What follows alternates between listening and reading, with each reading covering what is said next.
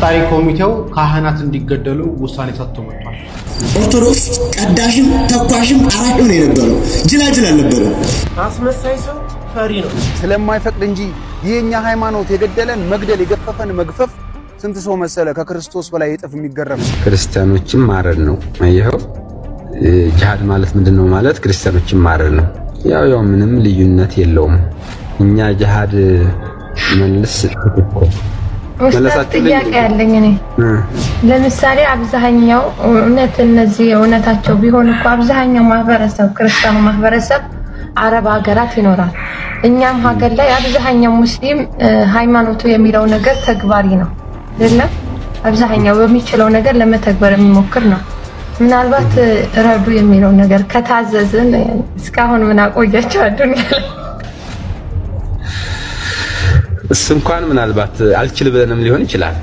ታዘን አለማድረጋችን እኮ ለምን እስከዛሬ ያቆይ ነው የታዘዝነውን ሁሉ ስለማላደርግ ነው እስከማንችላቸው ሆኖ አርገኖ ሊሆን ይችላል። ሰላም አለይኩም። በአርሲው የኦርቶዶክሳውያን ግድያ ዙሪያ ተቋቋመ የተባለው ኮሚቴ በብልጽግናው አገዛዝ የተዘጋጁ ሪፖርቶችን እንዲያቀርብ ሊደረግ ነው። መንግስት ተደጋግሞ ተነግሮ ይሄን ማስቆም አልቻለም። ስለዚህ እንደ ኢትዮጵያዊ ጠንክረን ከቆም በየቤቱ አኩርፎ የተቀመጠው ኢትዮጵያዊ ሁሉ እንደ ቀድሞ ወደ ኢትዮጵያዊነት ተመልሶ ኢትዮጵያ ላድን ካለ መለወጥ እንችላለን። ብንሰርክም ባንሰርክም እንኳን ክርስቲያን ነው መሬት እንኳን ኦርቶዶክስ ነው። ሰብስክራይብ ለምንድን ነው የማታደርጉት? አሁን አድርጉ። ጀጁ ወረዳ ላይ ስብሰባ ነበረ። የሃይማኖት ተቋማትን እዛ አካባቢ ያሉ የሃይማኖት አባቶችን ሰብስቤ አወያየሁኝ ይላል። እንደምትመለከቱት እነኚህ ናቸው እንግዲህ ኦርቶዶክሱን ወክለው የሃይማኖት አባቶች ሙስሊሞችም ክርስቲያኖችም ተሰበሰቡ የተባለው ይሄ ክርስቲያን የወከለ ሰው እዚህ ውስጥ ይታያቸዋል። ግን መንግስት ግን እያለ ያለው በማህበራዊ ሚዲያ እየፖስት ያለው ምንድነው? ጀጁ ላይ የሚገኙ ከሁለቱም እምነት ተቋማት ከሙስሊምናም ከክርስትናው ያሉ ተቋማትን እዛ ያሉ ምዕመናንን ሰብስቦ እንዳወያየ ከዛ ደግሞ እዛ ላይ ሀገር ላይ ሰላም እንደሆነ እየተናገርን ያለው እውነት ይሄ የኦርቶዶክሳውያን ተወካዮች ያሉ ይመስላችኋል? እውነት እዚህ ፎቶ ውስጥ ኦርቶዶክሳውያን ያሉ? እንዲህ ነው እየተጫወተ ያለው። ሙሉ ለሙሉ ከክርስትና የጸዳ ማህበረሰብ ከክርስትና የጸዳ ወረዳዎችን ቀበሌዎችን እየፈጠሩ ደግሞ በፎቶ ስለማይዋሽ እንደምትመለከታቸው ከሃይማኖት አባቶች ጋር እንደተወያዩ አድርጎ ደግሞ ይነግሩናል። እየተወያዩ ያሉት ከየትኛው ሃይማኖት አባቶች ጋር እንደሆነ ፍርዱን ለእናንተ ልተው። አጣሪ ኮሚቴው ካህናት እንዲገደሉ ውሳኔ ሰጥቶ መጥቷል። ምን ማለት ነው ይሄ? በደንብ ላብራራላችሁ፣ በደንብ ስሙኝ። አጣሪ ኮሚቴው እንደሚታወቀው ወደ ጉናና ወደ መርቲ ወደ አርሲ አካባቢ ሄዱ ነበር። ያጣራል ብለን ስንጠብቀውም ጭምር ነበር። ታዲያ ትናንትና የሰማናቸው ነገሮች በጣም የሚያስጠሉ ነገሮች ነበሩ። ምንድነው የተፈጠረው? አርሲ ላይ እነኚህ በተለይ ደግሞ ሰማዕታት የሆኑባቸው ቤተሰቦች አንድ ኮምፕሌን አቅርቦ ነበረ። በተለይ ደግሞ 5 ሰዎችን ያስቀበሩት ቤተሰብ ጥያቄ አቅርቦ ነበረ። እኛ በሃይማኖታችን ምክንያት ሞተን ነበር። ከሞተን በኋላ ግን ቤተክርስቲያን በሌለም ብር 11200 ብር ተቀበለችን ብለው ለአጣሪ ኮሚቴ ይነግራሉ። እና እባካችሁ የነገር አጣርታችሁ የሚችሉ ከሆነ ብር ይመልሱልን፣ በአሁኑ ሰዓት ላይ ብር ያስፈልገናል የሚል ጥያቄ ያቀርባሉ። ታዲያ አጣሪ ኮሚቴው ይሄንን ነገር ይዞ ይሄድና ማህበረሰቡና ካህናቱን ይሰበስባሉ። ካህናቱና ማህበረሰቡን ከሰበሰቡ በኋላ ቀጥታ ቃል በቃል የተናገሩት ነገር ምንድነው? እያስገደሏችሁ ያሉት እነኚህ ካህናት ናቸው ብለው እጅ ጠቆማሉ። ምዕመኑን ከካህናቱ ጋር ለማጣላት ምዕመኑ ያስገደለባችሁ ያለው ሰዎቻችሁን እያስገደለ ያለው የሞቱን እያስገደሉ ያሉ እነኚህ ካህናት ናቸው ብሎ ጥቆማ ሰጥቶ የተመለሰው አጣሪ ኮሚቴ የተነገረው በግልጽ አማርኛ እኛ በሌለም ብር 5 ሰዎች ተገሉብን ለፍትሃትና ለመሬት ለቀብር ቦታ ተብሎ 11200 ብር ተቀብሎናልና እባካችሁ ከተቻላችሁ ብር ስለሚያስፈልገን ለሕክምና ስለምንፈልገው ብሩን አስመልሱልን ነበር ጥያቄው ወይ ደግሞ የሟች ቤተሰቦች ያተናገሩት። አጣሪ ኮሚቴው ግን ይህን ነገር ይዞ ሄዶ ነገሮችን አጣርቶ በተቻለ መጠን ብር እንዲመለስ ከማድረግ ይልቅ እያደረገ የነበረው ነገር ምንድነው? ካህናቱና ምዕመኑ አጣጥቶ ምዕመኑ ካህናቱ ላይ ተነስቶ ሌላ ጥቃት እንደደረሱባቸው ጭምር ናዙ የመጡት። እንግዲህ አጣሪ ኮሚቴ ዛሬ ሪፖርት የምንጠብቀው አጣሪ ኮሚቴ ይህንን ስራ የሰራ ኮሚቴ ነው። ሊቀ ካህናት ትናንትና መጥተው እነኚህን ሰዎች ያነጋግራሉ ተብሎ ሲጠበቅ ነበረ።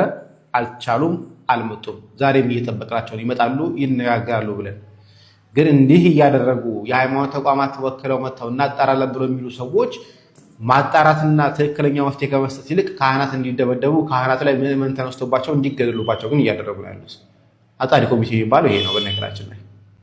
በአርሲው የኦርቶዶክሳውያን ግድያ ዙሪያ ተቋቋመ የተባለው ኮሚቴ በብልጽግናው አገዛዝ የተዘጋጁ ሪፖርቶችን እንዲያቀርብ ሊደረግ ነው። ከገዳዮቹ በላይ በሟቾች ላይ ለመፍረድ ታልሞ የተቋቋመው ይህ ኮሚቴ እንደተፈራውና እንደተጠበቀው ሊያደርግ መሆኑ መረጃዎች እየጠቆሙ ነው። በአርሲ የኦርቶዶክስ እምነት ተከታዮች የተጠና እልቂት ሳይጠሩት አቤት ብሎ አጣሪ ልሁን ያለው ኮሚቴ ከብልጽግና ቃል እንዳይወጣ ተነግሮታል ተብሏል። ከ28 ወረዳዎች በሁለቱ ብቻ አጣርቻለሁ ብሎ ለስብሰባ ከተማ የመጡ የተወሰኑ ሰዎችን ብቻ አናግሮ የተመለሰው ጭፍጨፋውን ለማድበስበስ የተቋቋመው ኮሚቴ ስንት ሰው እንደተገደለ ምንም ትንፍሽ እንዳይል አቅጣጫ እንደተቀመጠለትም ተገልጿል። ገዳዮቹ አቶ ጀዋር መሐመድና ኦነግ ሸኔ ናቸው በማለትም የተለመደ ታፔላ ሰጥቶ የማለፍና የሽመልስ አብዲሳ እጅ ከደሙን ለማንጻት እየተሰራ ነውም ተብሏል። በተጨማሪም ግድያው ኦርቶዶክስ ላይ ያነጣጠረ ሳይሆን ጾታ፣ ሃይማኖት፣ ብሔር አይለይም እንዲባል አቅጣጫ ተሰጥቷል። ከሰሞኑ ህዝብ እየሰበሰቡ አርሲ ሰላም ነው እያሉ እንደነበረው ሁሉ ኮሚቴው መንግስት ከፍተኛ ጥረት እያደረገ ነው፣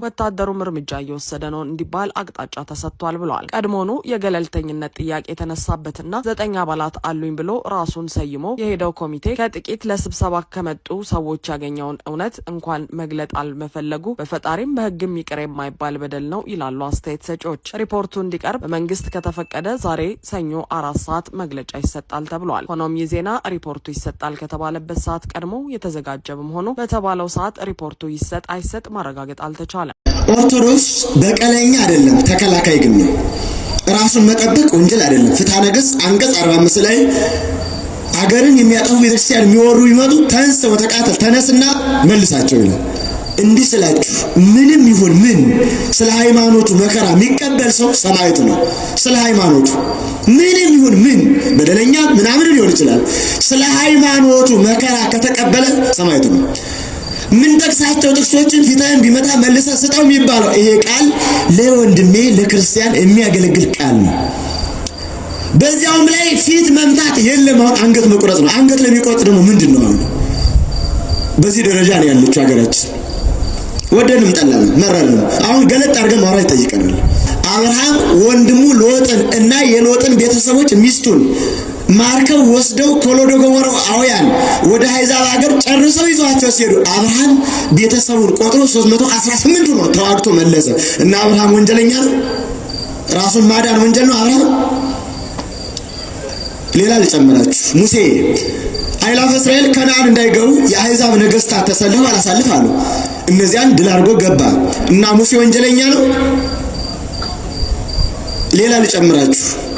ፊናስ የተባለ ሰው ዘምሪና ክስቢ የተባሉ ክስቢ እና ዘምሪ በቤተ መቅደስ መካከል ሲያመነዝሩ ፊናስ የተባለ ሰው ከቤተ እግዚአብሔር የገባ ዘገር ወይም ጦር ነበረ። ሁለቱንም እዚያው አስጣበቀና አስቀራቸው። እግዚአብሔር ምን አለው? ፊናስ ወልደ አሮን ካህን አሰንፈስ ካለ ልቤ አልዓዛር ልጅ የአሮን ልጅ ፊናስ ልቤን ደስ አሰኘው አለና ምን አለው እግዚአብሔር? 300 ዓመት መዋዕለ ክህነት የክህነት ዘመን ሰጥቻለሁ አለው። ለምን ነው እግዚአብሔር እንደሚያደርገው? ሌላ ልጨምራችሁ። ዳዊት ጎልያድ በእስራኤል ሲዘባበት በወንጭፉ መታው። ዳዊት ሳኦል ሲታመም ግን በገና ደግሞ ፈወሰው። ዳዊት በገናም ነበረው፣ ወንጭፍም ነበረው። ኦርቶዶክሳዊነት እንዲህ ነው፣ ይጠብቃልም ይዘምራልም። ኦርቶዶክስ ቀዳሽም ተኳሽም አራሽም ነው የነበረው፣ ጅላጅል አልነበረም። ይቀድሳልም ያርሳልም ይጠብቃልም። መላእክት ይወራማ የረርን ያተረፉት ወዳጅ ተከላክለው ነው ራሳቸው። በመላእክትም ታሪክ አለ፣ በሰው ልጆችም ታሪክ አለ። ታሪክ ላምጣ። እና አፄ ካሌብ ሀገር በመጠበቅ እና አፄ ገብረ መስቀል ሀገር በመጠበቅ እና አፄ ዳዊት እና አፄ ሰይፈ አረድ እና አፄ ናዋድ ነዘራ ያዕቆብ ሀገር በመጠበቅ አልነበሩም? ይህን ታሪክ እንዴት እናጣዋለን? ሰው ልብ በሉልኝ። ወንጀል ማይሆኑ ታሪኮችን ልንገራችሁ፣ ኃጢአት ማይሆኑ። ጎልማሳ በሚስቱ ባለርስት በርስቱ፣ ኦርቶዶክሳዊ ሰው በሃይማኖቱ፣ አምላክ በአምላክነቱ ራሱን ቢጠብቅ ቢከላከል ወንጀል አይደለም። ቡዜ የሚገሉንን ግን ለምንድን ነው ማንገላቸው? ስለማይፈቅድ እንጂ የኛ ሃይማኖት የገደለን መግደል የገፈፈን መግፈፍ ስንት ሰው መሰለ ከክርስቶስ በላይ እጥፍ የሚገረፍ። ግን አስተዳደጋችን አስተምሮቱ አይፈቅድም። ከጌታው ጀምሮ መሞትን ነው እንጂ መግደልን አናውቅም። አስመሳይ ሰው ፈሪ ነው። እስከ ትናንትና ጥቅምት 30 ድረስ አርሲ ውስጥ ኦርቶዶክሳውያን በመሆናቸው ተለይተው እየተገደሉ ነው። ይህንን ስናገር በድፍረት ነው፣ የሚያስፈራኝ ነገር ሳይኖር ነው። ኦርቶዶክሳዊ ባለማህተብ በመሆኑ ተለይቶ እየተገደለ ነው ያለ እውነት እኮ ነው። ይህንን እውነት ወዴት ነው የምንደብቀው? የሆነ ነገር ኮሽ አድርገን ኦርቶዶክሳውያን በአርሲ ስለሚገደሉ ኦርቶዶክሳውያን ትኩረት አድርገው ድምፅ እንዳይሆኑ የሆነ ርዕስ አንጥታችሁ የምትንጋጉ ኦርቶዶክሳውያን አላችሁ። ይሄ ደግሞ ትክክል አይደለም። ለውጥ አናመጣም በእንደዚህ አይነት መንገድ። በቃ አሁን ትኩረታችን የሚሆነው አርሲ ውስጥ ኦርቶዶክሳውያን በመሆናቸው የሚገደሉ ኦርቶዶክሳውያን መኖራቸውን ለዓለም እንደዚሁም ደግሞ ለሀገሪቷ መንግስት ለሚመለከታቸው ባለስልጣናቶች መንገር ነው። ሌላ ነገር ርዕሳችን አይደለም። አሁን አውቄ ነው ገሸሽ ያልኩት። ሰሞኑን ቅርጽ ሊሰሩ የመጡ ሰዎች አሉ። በቃ ከኛ በላይ ሶሻል ሚዲያው ላይ ኦርቶዶክሳዊ የለም፣ ከኛ በላይ ባለማተብ ለቤተ ክርስቲያን የሚያስብላት የለም ብለው ራሳቸውን የሆነ ሌቭል ላይ ያስቀመጡ ሰዎች ስላሉ እስቲ እነሱ ደግሞ እስቲ በሚችሉት አቅም ውጤት ያምጡ ብዬ ነው ዞር ያልኩት። እያንዳንዱ እንቅስቃሴያቸውን ስለማካውን በፊት ተናግሬዋለሁ። የኢትዮጵያ ኦርቶዶክስ ተዋሕዶ ቤተክርስቲያን መንፈሳዊ ኮንቴንት ላይ የሚሰሩ ተጽዕኖ ፈጣሪ መስለው ግን የሚሰሩት ፖለቲካና ሌላ ነው። በቃ ንጽጽር ለሚሰራ መተው ነው። ቤተክርስቲያን የሚያሰራ ቤተክርስቲያን ለሚያሰራ መተው ነው። ድምፅ የሚያሰማ ድምፅ ለሚያሰማ መተው ነው። ግዴታ የቲክቶክ ተከታዮች ስለሚያዝኑና ስለሚደብራቸው ተብሎ ላላመንክበትና ለምትፈራበት ነገር እዚህ ሶሻል ሚዲያ ላይ ማውራት አይጠበቅብህ። እኔ ነገርኩ እኮ በጣም ብዙ ማስፈራሪያዎች መጥቷል።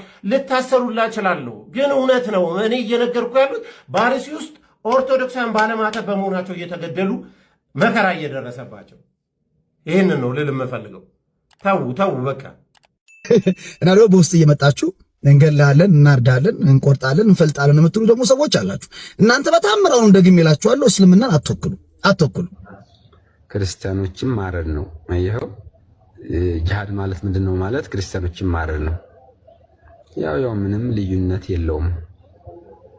እኛ ጂሃድ መልስ ትክክል መለሳችሁ። ጥያቄ ያለኝ እኔ ለምሳሌ አብዛኛው እነዚህ እውነታቸው ቢሆን እኮ አብዛኛው ማህበረሰብ ክርስቲያኑ ማህበረሰብ አረብ ሀገራት ይኖራል። እኛም ሀገር ላይ አብዛኛው ሙስሊም ሃይማኖቱ የሚለው ነገር ተግባሪ ነው አይደለም። አብዛኛው በሚችለው ነገር ለመተግበር የሚሞክር ነው። ምናልባት ረዱ የሚለው ነገር ከታዘዝን እስካሁን ምን አቆያቸው አዱንያ ላይ?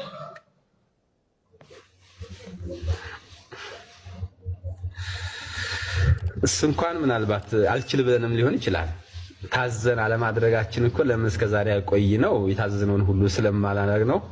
እስከማንችላቸው ሆኖ አርገነው ሊሆን ይችላል። ሰላም አለይኩም። እኔ ለእስልምና እምነት በጣም ትልቅ አክብሮት ነው ያለኝ። እናንተ ያላችሁበት ገነት ከምገባ እግዚአብሔር እኔን ሲኦል ቢያስገባኝ ይሻላል። አንድ ክርስቲያን ይሄን ቃል ቢናገረው ምን ያህል የጥላቻው ልክ ወደር እንዳጣለት ማወቅ ይቻላል። ወይም ከፍተኛ የብስጭት ስሜት ውስጥ አለ። እስኪ ይሄን ቪዲዮ እናዳምጠው። ከዛ በፊት ግን ለሌሎች ይደርስ ዘንድ ኮፒ ሊንክና ሼር አድርጉት። እርግጠኛ ነኝ እናንተ ይውላችሁ ሲኦል ቢሞላ እንኳን ክዳኑ ላይ ነው የምትቀመጡት። እናንተ ያላችሁበት ገነት ከምገባ እግዚአብሔር ሲኦል ይክተተኝ። በክርስትናችን ውስጥ አንድ የማይሻር ህግ አለ። እውነት ለመናገር ዓለም እስክታልፍ ድረስ ከሰው ልጆች የዕለት ተዕለት ኑሮ ጋር እግዚአብሔርን ከሚያመልኩ ሰዎች ጋር የሚሄድ ህግ አለ። እሱም ፍቅር ይባላል። እንግዲህ ሁላችሁም ታውቁታላችሁ።